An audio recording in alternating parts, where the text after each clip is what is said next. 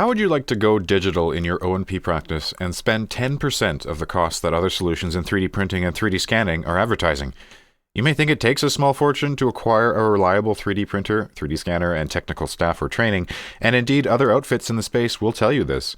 But as a native digital designer who has worked in almost every industry, including O&P for the last 7 years, this is a fallacy that many don't want you to realize. Just because software skills are hard to acquire doesn't mean that a top-shelf solution isn't within your grasp. And I can tell you with certainty that almost all of your problems in picking the right software comes down to digital design literacy. Now, while that may sound blatantly obvious, the number of O&P clinics who can honestly say that they have full confidence and design control over any 3D software and subsequent 3D printing opportunities is very small. The truth is that when most O&P clinics decide to pursue 3D printing and design, they're not confident they know the software on how to design for 3D printed devices. Or if they do, they're worried that they're not going to make a profit once all their time has been added up. Or even worse, provide an assistive device to a patient that doesn't stand up to market standards. Even people who do succeed in getting their product designed often don't have the capabilities or ownership over any design changes, iterative changes, or production knowledge, leaving them with little recourse on how to move forward with their digital custom patient designs. Hi, my name is Arthur, and in the next few minutes I'm going to outline to you exactly what you need to make the right choice for the right price in software workflows that are proven to save you time and enrich your digital literacy to the point where, instead of grabbing at solutions in what feels like a dark and unfamiliar room, you will feel like a competent and capable digital craftsman who becomes the informed decision maker when they enter the market of design software. This offering will be most valuable to business owners and practitioners looking to get into 3D printing, and also technicians in the shop looking to acquire the necessary skills and digital tools to enrich their production ability, and who don't want to spend months researching and potentially making the wrong choice before they even know it. So let's get started and let's dive in. You've probably already noticed the large central fab providers who have 3D printing as a means for production are trying to sell you streamlined software, or SaaS, software as a service. Think of this like Netflix subscriptions, where you don't own the pipeline or the software and you pay for the service of using it.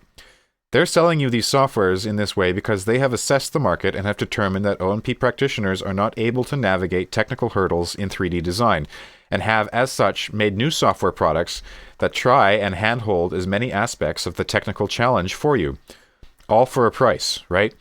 It's not the only available option, and although a great option for some, for those of us who are price-sensitive, technicians who want to become digital designers in a broader sense, or practices who are just wanting to get into the space and test out the waters, these solutions are too costly and too simplified to actually have transferable skills in 3D design. The problem is that there is not an academic or peer-based solution for system workflows that use traditional or generalist 3D design software. That's where I come in. You probably came to me feeling daunted about learning 3D workflows because the tools and software that you have to learn come from other industries. CAD programs, 3D printing machines, and material choices that are all foreign to the field. The players in the space who are doing this kind of work have evident sums of money available to them to purchase the experts, machines, and materials to push ahead with, ultimately, their grasp on the market. Without large capital expertise, small to medium mom-and-pop shops and clinics are left out, sitting on traditional methods and production techniques which are quickly becoming uncompetitive against the newer production scene in 3D printing.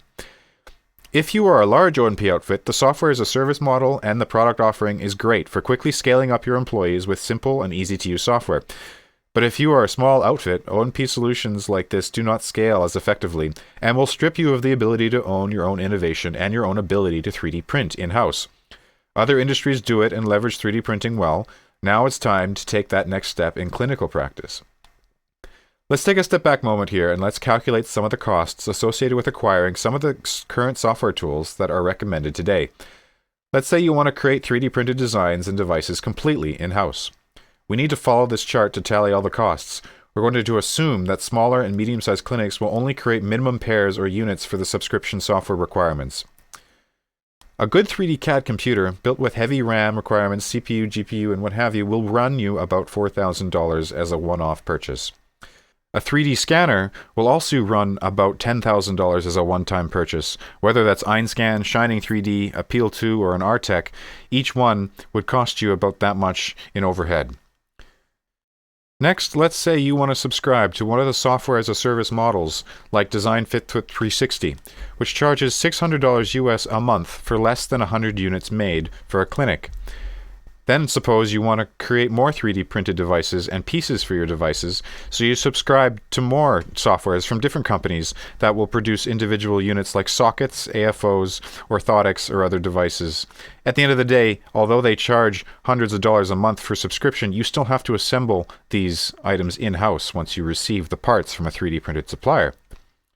Let's assume then that you want to get in further and have your own standalone software that is highly recommended in today's industry, like having Geomagic's Freeform, which is $30,000 a seat per year with maintenance costs on top of that. And Topology, which is a $10,000 per year license per user with $5,000 a year in maintenance costs. And the peripheral Geomagic's Freeform pen, which is a haptic 3D pen that allows you to sculpt in 3D space, is a $2,800 one-time purchase as well. There's a ton of other free options and supporting software that you can get into as well to help offset some of these struggles and costs. But at the end of the day, you also need a 3D printer software to run a 3D printer like an MJF printer from HP.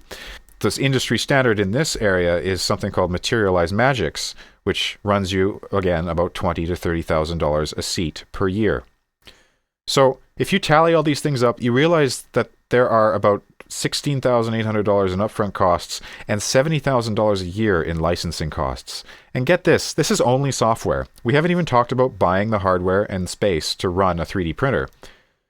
If you want to become a true digital O&P shop, in every sense, how are you going to do that when you pay for software that's not yours and has rigid outcomes for each device and has this kind of high cost associated with it? Now, I bet you would be really surprised to learn just how much I spend on software per year, because it's absolutely nowhere near this number.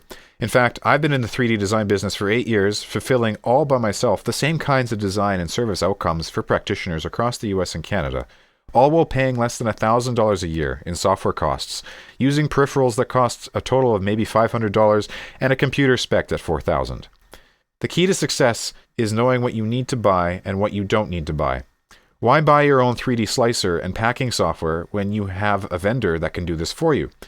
Why buy O&P branded expensive softwares when the tools have existed in general 3D software in other fields for decades? Why pay even for lattice generation software when there are free versions available online? If you don't know where to look and what to offload to others or where to find it online, you'll be stuck with this subsequent bill. So you don't have to be in this corner.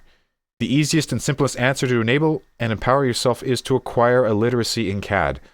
CAD fundamentals, 3D software as a genre. It's not hard, it's almost 100 times more affordable and gives you absolute control and ownership of your own innovation. I'm talking about open-ended tools for an open-ended manufacturing medium. This is what being a digital artisan can mean for those who are ready to embrace the idea of CAD literacy. I'm telling you this because I've been in the 3D software industry for 8 years now, and I've seen the disparity O&P has towards digital solutions and design, and I've spent a good amount of time offsetting this in my work with practitioners in the US as a 3D designer and contractor. My specialty as a designer is I focus specifically on product design and 3D printing. I've served a huge variety of industries, helping entrepreneurs and inventors design from the ground up solutions that they take through 3D printing to validate prototypes and produce new products. My favorite genre is orthotics and prosthetics, because 3D printing is so effective at creating one-off designs for one-off anatomy. It's always a fun challenge in 3D space to create automation and tools and tricks that solve this kind of complex, unique problem. But I'm at the point now where I want to share what I have learned during my time in O&P design and show you exactly what tools I use as a generalist designer that can compete and replicate the results you see from larger software and manufacturing solutions at 1% of the upfront cost. I want to give back and empower smaller O&P mom-and-pop shops with the skills and knowledge they need to compete with larger players, all while improving your ability to navigate the digital design space. Because the current offerings in design software from these larger providers strip out what makes much of O&P so much fun. Why did I say that? Because as practitioners, you are craftsmen and artisans as much as you are medical professionals and people who care about their patients. Going digital should not take away the artisan or the craftsman in each of you. But going down the SaaS route really removes the craftsman approach that can be had in software by those who understand the tools. I consider myself a digital craftsman, creating tools and processes which help foster creativity and outcomes in others, and I know that you can as well. So don't get caught up in the SaaS on your journey to get into 3D printing for O&P. Pay for your own software on much more affordable margins, design your own pipelines and needs, design everything your clinic makes under one software and maybe two, and mirror the same outcomes that these larger central fab providers are scripting.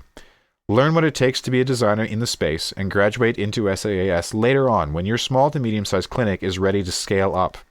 By that point, you will be a literate consumer and a digital craftsman rather than a point-and-click software user. This is why I see CAD literacy as one of the final pieces to the puzzle of uniting 3D printing providers with the O+P world. Unless you take it upon yourself to be literate in their market of machines and products, you will be sold hand-holding software that prevents you from thinking and innovating like other markets already use in additive manufacturing. So by taking this one step, you can turn your clinic into a modern O+P competitive shop and turn your staff into digital craftsmen. And I'm going to show you exactly how to do it, or I'm going to do it all for you. You take your pick. Thanks for sticking around to the end of the video, guys.